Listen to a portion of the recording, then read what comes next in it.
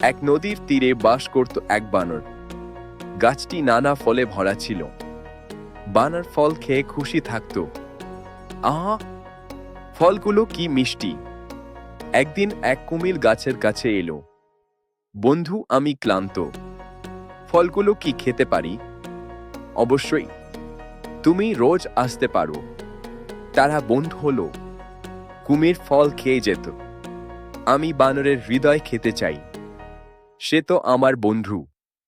আমি হৃদয় খাব। কুমির রাজি হলো। বানরকে ডেকে বলল, আমার স্ত্রী দেখা করতে চায়। চলো আমার বাড়ি। চলো যাই। বানর কুমিরের পিঠে চড়ে বসল। আমার স্ত্রী তোমার হৃদয় চায়। আমার হৃদয় তো গাছে। ফিরে চলো। কুমির তাকে ফিরিয়ে আনলো। বানর গাছে উঠল। বোকা কুমির, হৃদয় কি আলাদা থাকে?